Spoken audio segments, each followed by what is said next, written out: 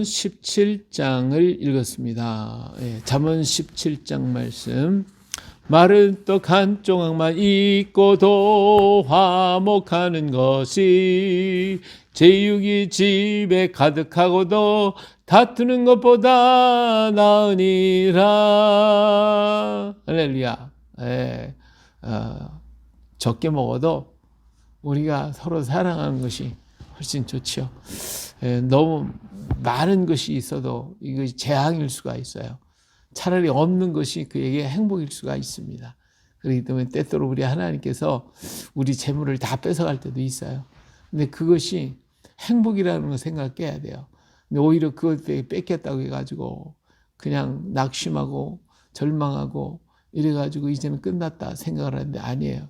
오히려 그것이 다시 나의 인생에 행복을 찾을 수 있는 길도 될 수 있다는 거. 이걸 다시 한번 생각해 보면 이것이 하나님의 은혜구나 하는 걸 알게 될 것입니다. 마른 떡 한 조각만 있고도 화목하는 것이 제육이 집에 가득하고도 다투는 것보다 나으니라.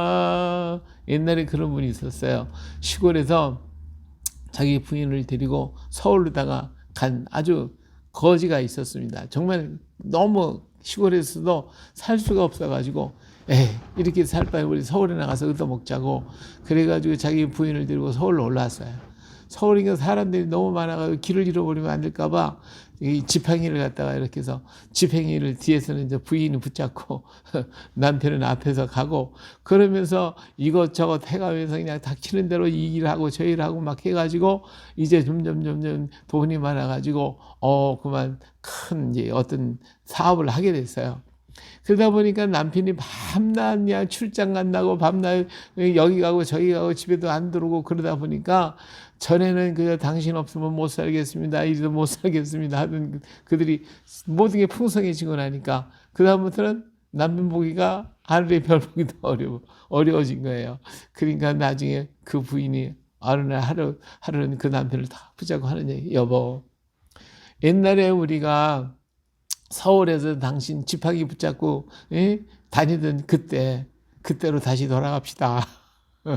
그러더라는 거예요. 그러니까 아무리 마른 떡 한 조각이 있어도 화목한 것이 제육이 집에 풍성한 것보다 낫다. 우리 인생은 서로 붙들고 서로 이끌고 서로 같이 가는 것이 이게 복이지. 그냥 많다고 물질이 많으니까 그러면서 너는 너고 나는 나고 이렇게 살면 안 되겠죠. 그렇죠? 없어도 같이 손잡고 가는 게 복이다. 볼 수가 있어요. 슬기로운 종은 부끄러운 짓을 하는 주인의 아들을 다스리겠고, 종이라도 슬기로우면 주인의 아들을 다스리는 자가 돼요. 아들은 보기가 멍청해가지고 우리 지금 에스더 공부를 하고 있습니다만은 금요일 날 에스더 하는데. 아하스웨로 왕은 왕이잖아요. 내가 왕이야. 127도의 왕이야. 하고 막 그냥 뻐기고 지가 잘났다고 그러면서 막 잔치를 막 하고 난리가 폈지만 나중에 보면 뭐예요? 신하들이 하라는 대로 전하 이렇게 하면 좋겠습니다. 그래. 그래. 하만이가 이러고 저래도 자기가 죽는지도 모르고 자기가 망하는지도 모르고 그래. 이렇게 어리석은 왕이 되더라 이거예요. 그러니까 슬기로운 자가 돼야지 이 멍청한 그 돈 많다고 자랑만 해봐야 남의 허수아비가 되는 하나님. 아이스랑 막 크고 크다고 떠들었지만 실상은 부하들의 허수아비 노릇만 했고 부하들이 좋다면 다 하고 끌려다니는 왕이 돼버리고 말더라고 말이야. 근데도 그것도 모르고 내가 최고야. 이게 멍청한 거지. 또 도가니는 은을 풀무는 금을 연단하거니와 여호와는 마음을 연단하시느니라. 우리 하나님은 내 마음을 연단시켜서 정말 바르게 서기를 원하시는 하나님이시니까 나를 7번 연단하여서 정금같이 나게 순금같이 나오겠습니다. 얼마나 아름다워요. 악을 행하는 자는 사악한 입술을 하는 말을 잘 듣고 거짓말을 하는 자는 악한 여가 하는 말에 귀를 기울이니. 이제 복 없으면은요 남이 나를 갖다 속이는데 그 속이는 말이 달콤하게 들리는 거예요. 복 없는 사람은 그래. 그러나 지혜롭고 똑똑한 사람은 저거 거짓말하네. 그 금방 분별해가지고 이건 아니야 하고 분별하게 얘기를 하는데, 이 미련한 사람들 그 말을 듣고 그냥 홀딱 해서 자기 있는 거 정뭐 없는 거 다 갖다가 바쳐가지고 쫄가닥 망하는 이런 경우가 얼마나 많습니까? 그러니까 우리가 복된 기가 되어야 돼요. 이 하나님의 은혜가 아니면 이 땅에서 살아가기가 이렇게 어렵단 말이에요. 우리를 속이는 자가 많아서. 그래서 악을 행하는 자는 사악한 입술을 좋아하고요. 거짓말을 하는 자는 악한 혀가 하는 말에 귀를 기울인대. 오늘 우린 그런 데서 다 떠나고 주의 말씀을 사랑하나이다. 아멘. 그래야 될 줄로 믿습니다. 가난한 자를 조롱하는 자는 그를 지으신 주를 멸시하는 것이요, 사람의 재앙을 기뻐하는 자는 형벌을 면하지 못할 것 아니라. 정말 사람을 죽이고 그냥 핍박하고 잔인하게 이렇게 행하는 사람들을 보면 같은 사람이잖아요.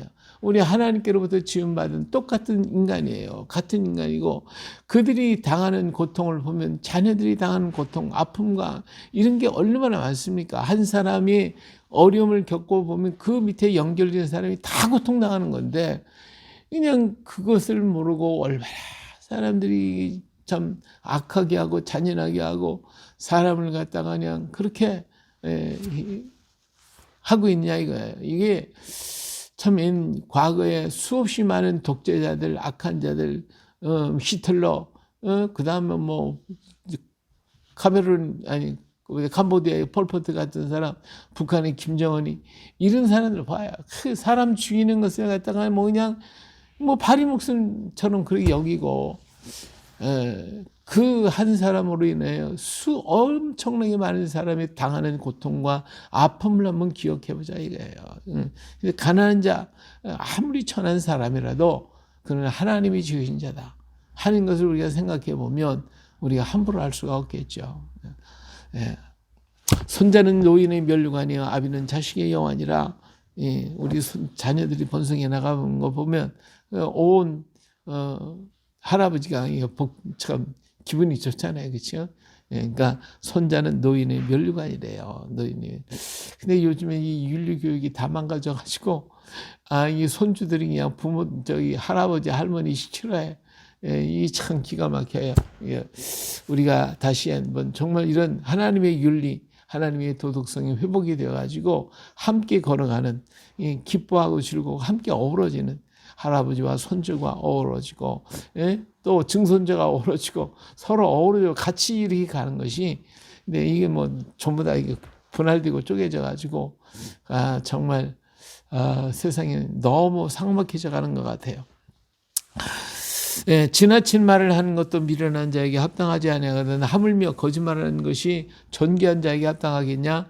뇌물은 그 임자가 보기에 보석 같은즉 그가 어디로 향하든지 형통하게 하느니라. 뇌물을 받아가지고 악한 짓을 한다고 그러면 그건 안 되겠지만, 사람이 같은 일을 할지라도 그 사람이 하는 일을 인정하고 그에게 가서 좀 감사합니다 이렇게 하면 그래도 마음이 그에게 쏠리게 되잖아요. 그렇기 때문에 이 선물이라고 하는 거, 이게 뇌물이라고 하는 게, 이게 뇌물이라고 말해서 그렇지만 사람이 감사하는, 살해할 줄 알아야 되는데 이게 전혀 없으니 이것 때문에 문제가 생겨지니까 또 지나치면은 이게 뇌물이 되지만, 사람이요 어떤 일을 했을 때 거기에 대한 감사와 살해할 수 있다고 하는 건 당연한 거거든요. 그래서 요즘에 뭐 학교 선생님들한테 촌지 주면 안 된다. 근데 솔직히 선생님들한테 우리 자녀들 잘 가르쳐줘서 고맙습니다, 나를 또 잘 가르쳐줘서 고맙습니다 하고 인사한다고 하는 그 자체가 뭐가 잘못이냐고. 그런 것이 있어야 되는데 이게 너무 지나쳐가지고 뇌물성이 돼버리고 이게 범죄로 연결이 되니까 이게 다 하지 말라고 하는 것이, 이게 오히려 우리 마음이 더 삭막해져 버렸어. 서로 인간관계도 서로 사랑으로, 그리고 고맙고 감사하다고 선물도 주고 서로 받고 그랬는데 이게 지나쳐서 죄가 되면 안 되죠. 그런 마음은 우리가 있어야 된다 하는 거예요. 이런 시대에도 우리가 지혜롭게 이렇게 잘 해야 할 줄로 믿습니다. 허물을 덮어주는 자는 사랑을 구하는 자요, 그것을 거듭 말하는 자는 친한 것을 이간하는 것이다. 예, 허물을 덮어주는 사람은 사랑을 덮어줄 줄 알아야 돼요. 근데 허물을 덮어준다고 하면서 자꾸 그 얘기를 또 하고 또 하고 또 해봐요. 그럼 그 사람의 허물을 들춰내는 것이 되어버리거든. 그 약점을 들춰내게 되는 거예요. 그렇기 때문에 그것은 친한 것을 이간하게 되는 것이 된다. 그래서 우리가 그 사람의 허물이 있으면 입을 딱 다물고 그냥 덮어주는 것이지, 그걸 내가 이렇게 했다 자꾸 얘기 떠들어보면 오히려 그 마음에 상처를 주는 거예요. 그 아픔을 주는 것이 된단 말이에요. 예, 한마디 말로 총평한 자에게 충고하는 것이 매 100대로 미련한 자를 때리는 것보다 더욱 깊이 이 똑똑한 사람 말 한마디만 해도 그렇구나, 자기 깊이 깨닫고 자신을 바꾸고 새롭게 걸어가지만, 미련한 사람은 100대를 여기서 터져도 깨닫지 못하다 이거예요. 그러면서 밤낮에 내가 잘했네. 매 맞으면서도 앙알앙알하는 자식들은 더 터지는 거거든. 그러면 자기가 잘못했으면 잘못했습니다 하고 이렇게 하는 것과 이 다르래요. 그리고 부모님이 또 자녀를 야단하거나 때리고 책망할 때는 요러니까 요렇게 됐으니까 네가 잘못한 거 아니냐 하고 그 자녀들한테 인정을 받아야 돼요. 예, 그래야 그 자녀들이 잘못됐다는 걸 아는데, 자기는 잘했다고 막 버티고 있는데 너 잘못했어 하고 한 방에 막 하면 이게 폭력이 되는 거예요. 그래가지고 서로가 감정이 상하게 되는 건데, 부모도 사실은 자녀들한테 할 때에도 내가 이런 문제에 대해서 이렇다지 않느냐 서로 상당히 얘기를 하고, 너 이래서 잘못된 거 아니야, 그러니까 너 매 5대 맞아야 돼. 그러면 아이들도 그 수긍하고 맞아요. 그럼 고쳐지는 건데, 그런데 그것은 따지지도 안 하고 무조건 너 잘못했어 하고 두드려 패면 그는 이 증오가 생겨지는 거예요. 그래서 사람과 사람 사이의 모든 관계도 역시 마찬가지라고 봐요. 미련한 사람들에게 막 그냥 무조건 막 그냥 덮어씌고 야단을 하면 그 사람하고 원수가 되어버리고, 그러나 그것을 서로 얘기를 들어보고 깨닫고 네가 이래서 잘못했다고, 이것이 문제가 된 거 아니냐 할 때는 그가 깨닫는 거예요. 그래서 명철함이 되는 거거든요. 그래서 우리가 총명한 자에게 충고하는 것은 정말 그 사람 속에 깊이 들어가지만, 그냥 미련한 사람한테 그냥 아무리 때려봐야 소용이 없는 거예요. 악한 자는 반역만 심슨하니 그러므로 그에게 잔인한 사자가 보냄을 받으니라. 예, 악한 자 마음이 벌써 근본되고 삐뚤어지면은요, 그냥 어떻게 하면 반역을 힘쓸까. 우리가 이제 에스더서에서 하만이를 보는데, 이 하만이가 자기가 왕이 되고 싶은 그런 마음이 있잖아요. 그러니까 왕이 물어보잖아요. 왕이 좋은 일을 한 사람한테 무엇을 했으면 좋겠느냐, 어떻게 해주면 좋겠는가. 하만이가 생각할 때, 그래, 나보다도 왕을 더 기쁘게 한 사람이 어디 있을까. 그러니까 왕의 광을 씌우고 왕의 복을 입히고 왕이 타는 말을 태워서, 그리고 그 성을 이렇게 한 바퀴 돌면서 이 말 속에 자기가 왕이 되고 싶다고 하는 그런 속이 들어있단 말이에요. 이게 반역하는 마음이거든요. 반역하는 마음. 그 마음을 꿰뚫어 볼 수 있어야 되는 거예요. 이게 그래서 악한 자는 반역만 힘써. 생각하는 것이 전부 다 사람을 넘어뜨리려고 하고, 저 사람을 갖다가 어떻게 해가지고 이용해서 해먹겠다고 하는 그런 생각만 하고 있어요. 그래서 입술은 번지를 하지만 속은 이 악한 것으로 가득 차 있는 그런 자가 있는데, 근데 결국은 자기 꾀에 자기가 넘어져요. 그런 사람은 한두 번 어떻게 할 수 있을는지 모르지만 그래도 그것이 결국은 자기를 넘어지게 만드는데, 이걸 모른단 말이에요. 이 악인은 미련해서 깨닫지 못해. 미련한 자는 깨닫지 못해. 밤낮 그냥 남을 넘어뜨리면 내가 쓸 줄 알지, 남을 넘어뜨리면 나도 넘어진다는 걸 왜 모르는지 몰라요. 그걸 깨달아야 돼요. 차라리 새끼 빼앗긴 앙콤을 만날지언정 미련한 일을 행하는 미련한 자는 만나지 말아라. 그러니까 이런 미련한 사람을 만나봐야 아무리 속이에 경일기라고 아무리 얘기를 해보고 해봐도 소용이 없어요. 그러니까 차라리 새끼 빼앗긴 앙콤을 만나면 얼마나 무서워요. 예? 그거 뭐 새끼를 뺏겼으니까 이 곰이 그냥 정신없죠. 근데 덤벼들 텐데 무서운데, 이런 것보다도 더 미련한 사람이 만나는 게 더 무섭다는 거예요. 더 무섭다. 이게 차라리 만나지 말아라. 누구든지 악으로 선을 갚으면 악이 그 집을 떠나지 아니하리라.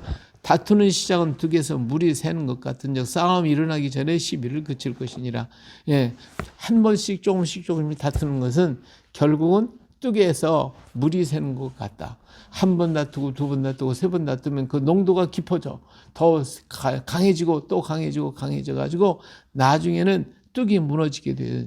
그래서 이 가정도 그렇게 깨지는 것이고 사람과의 관계도 그렇게요. 조금이라도 다투는 문제가 있으면 화목해 만드는 일을 해야 돼요. 어떻게든 화목하게 만드는. 그래서 그 문제를 다투지 말고 순리로 풀어갈 수 있도록 만드는 게 지혜 있는 자예요. 악인을 의롭다고 의인을 악하다고 하는 이 두 사람은 여호와께 미움을 받고 미련한 자는 무지하거늘 손에 값을 가지고 지혜를 살이함이 어찌민고. 예, 미련한 자가 또 암만 돈을 들여서 뭐 해도 소용이 없어요. 친구는 사랑이 끊어지지 아니하고 형제는 위급한 때를 위하여 나뉘라. 예, 친구라고 하는 것은 정말 사랑할 수 있는 친구, 이것이 중요하고 형제는 어떤 때요? 예, 어려울 때 힘들 때 서로 붙들어주고 도와주는 게 형제예요. 친구는 사랑으로 붙들어주는 거고 진짜 형제는 어려울 때 도와주는 거예요. 근데 지금 형제가 이제 이웃이 형제보다 낫다 하는 말도 있어요. 왜? 주변의 사람은 나를 잘 도와주는데 형제는 안 도와줘. 그리고 모른 척해. 이게 굉장히 많잖아요. 그래서 우리는 가까운 이웃이 나의 형제고 내 옆에 있는 사람이 나에게 최고의 좋은 동료가 되는 거예요. 그래서 서로가 이웃을 돕고 서로 붙들어주는 이라는 애가 함께 있어야 할 줄로 압니다. 지혜 없는 자는 남의 손을 잡고 지혜 없는 자는 남의 손을 잡고 그의 이웃 앞에 보증이 되느냐. 남을 도와준다는 건 좋지만 그거 보증이 돼가지고 그와 함께 같이 몰락의 길로 가면 안 되겠죠. 그건 지혜롭게 해야 되겠죠. 다툼을 좋아하는 자는 죄가를 좋아하는 자요 자기 문을 높이는 자는 파괴를 구하느니라. 마음이 굽은 자는 복을 얻지 못하고 혀가 패역한 자는 재앙에 빠지느니라. 예. 이 혀가 패역하면요 스스로 그 말 때문에 자기가 걸려 넘어지는 그 경우가 많아요. 한번 말을 뱉어놓으면 주워 담을 수가 없잖아요. 그렇기 때문에 신중하게 말해야 되는데 그렇지 못해서 자기 재앙에 빠질 수도 있단 말이에요. 미련한 자를 낳는 자는 근심을 당하나니 미련한 자의 아비는 낙이 없고 마음이 즐거우면 미련한 자를 낳은 자는 근심을 당하니 이 자식이 화다. 자식이 근심이다. 무자식이 상팔자다 하는 말이 자녀들 때문에 오는 거잖아요. 미련한 자식이 그렇게 되는 거예요. 근데 이것도 부모의 또 책임이 있어. 부모의 책임이 있는 거예요. 그러니까 우리 모두가 다 양쪽이 다 있어요. 그래서 성경은 자녀를 노엽게 하지 말아라. 그랬잖아요. 또 자식은 부모를 효하라. 섬기라고 그랬어요. 우리 한글도 보면 후자 그러면 이 앞에 위에 있는 히읗이 이게 자음, 자녀거든요. 그래서 우자는 부모란 말이에요. 부모가 자식을 업어주고 어렸을 때는 업어주고 그리고 민자를 보면 미자 미음이 이제 자식이고 이자가 부모란 말이에요. 앞에다 자식을 앞에 두고 잘 가르치는데 뭘 가르치느냐? 정음으로 가르쳐라. 훈민 정음을 잘 가르쳐. 정음이 뭐냐? 하늘의 소리다. 하나님의 말씀을 가지고 자식을 잘 가르치고 자식을 업어주면 그 자식이 커가지고 우자 밑에 이자 밑에 니은이 들어가잖아요. 그래서 자식이 부모를 업어주는 자식이 된다. 효하는 자식을 만든다는 거예요. 그러니까 부모가 어렸을 때 자식을 올바르게 사랑하고 올바르게 가르치면 그 자식은 커서 부모를 업어주는 자식이 된다. 이 양쪽이 다 있는 거예요. 근데 일방적으로 너 왜 효도 안 해? 안 되는 것이죠. 부모의 근심을 만들어줬다 하는 것은 내가 무언가 잘못한 게 있으니까 우리가 하나님 앞에서 우리 자신을 또 회개해야 되겠죠. 그리고 자녀들한테 내가 그런 거 잘못했다고 하면 그 자녀들이 감동을 받아서 또 새롭게 또 바꿀 수도 있어요. 마음의 즐거움은 양약이라도 심령의 근심은 뼈를 마르게 하느니라. 그래서 우리 마음이 상하지 말고 언제나 마음을 즐겁게 가져야 이게 보약을 먹는 것보다 훨씬 낫습니다. 산삼 먹는 것보다 훨씬 낫습니다. 그래서 심령의 근심은 뼈를 마르게 하니까 오늘 근심하지 말고 내 모든 짐은 다 주께 맡겨. 내 무거운 짐 주님께 다 맡겨버리고, 그리고 나는 어떻게 즐거움을 가지고 날마다 찬송하고 감사하고 기쁨으로 살아야 할 줄로 믿습니다. 악인은 사람의 품에서 뇌물을 받고 재판을 굳게 하고, 지혜는 명철한 자 앞에 있거늘 미련한 자는 눈을 땅 끝에 두느니라. 이 지혜는 명철한 자 앞에 있거늘, 그랬잖아요. 그러니까 진짜 지혜는 멀리 있는 게 아니에요. 모든 행복은 가까운 데 있고 모든 것은 내 주변에 다 이루어지는 거예요. 멀리 있는 게 아니에요. 그래서 미련한 사람은 현재를 안 봐. 현재는 다 무시해버리고 어디를 봐? 땅 끝에 본대. 뭔데 저 뭐가 있을까? 뭐 이러니까 현재 우리가 살고 있는 가정, 환경, 직장, 일터가 전부 다 불만 덩어리야. 저기는 더 좋은데 저기는 더 좋은데, 이건 미련한 자예요. 지혜 있는 사람은 내 주변에 이 모든 것을 사랑하게 돼요. 그것에 평화를 주고 그것에 사랑하고 아끼고 가꾸고 함께하면 그 땅이 천국이고 그 땅이 낙원이 되는 거예요. 그래서 지혜는 명철한 자의 앞에 있거늘 미련한 자는 눈을 땅 끝에 둔다 했어요. 미련한 아들은 그 아비의 근심이 되고 그 어미의 고통이 되느니라. 의인을 벌하는 것과 귀인을 정직하다고 때리는 것은 선하지 못하니라. 말을 아끼는 자는 지식이 있고 성품이 냉철한 자는 명철하니라. 예, 말을 아끼는 자가 지식이 있대요. 미련한 자라도 잠잠하면 지혜로운 자로 여겨지고 그 입술을 닫으면 슬기로운 자로 여겨지느니라. 예, 미련한 자가 말을 자꾸 해보면 정말 미련이 다 드러나게 돼 있어요. 무식함이 다 드러나. 근데 내가 좀 몰라도 가만히 있으면 그 사람의 속을 모르니까 가운데 중간이라도 든다 이거예요. 예, 그래서 우리가 이 모든 것에 조심하라 하는 것을 말씀해 주고 있는 것이죠. 자, 이 모든 것들이 다 누구로부터 왔어요? 하나님께로부터 왔어요. 우리가 그래서 하나님의 성품을 담고 하나님의 은혜의 인도함을 받는다면 오늘 또 우리는 정말 이 땅을, 내 주변을 아름답게 만들고 내 환경을 복되게 만들고 내 주변의 사람들과 화목하게 아름답게 만들어갈 수 있을 것입니다. 제일 가까운 것은 바로 내 옆에 있는 사람, 나와 함께 있는 사람, 내 주변에 있는 환경들, 그리고 나와 같이 손잡고 일하는 사람들, 그 사람들을 돌아보고 그 사람들과 함께하고 그 사람들을 사랑하게 될 때에 나의 행복은 바로 거기에 있는 겁니다. 미련한 사람은 여기는 다 못돼, 환경도 뭐 주변에 다 못된 것들만 있어, 나는 저기 이게 미련한 사람. 예, 똑똑한 사람은 내 주변에 내 가정으로부터 시작한다는 것을 오늘 말씀해 주고 있습니다. 더 가까운 내 안에 계신 우리 하나님과 함께 할 때 이 모든 것이 아름다워질 것입니다. 할렐루야. 오늘 또 주님과 함께 멋진 하루 또 만들어 가시기를 예수님의 이름으로 축복합니다. 할렐루야. 아멘.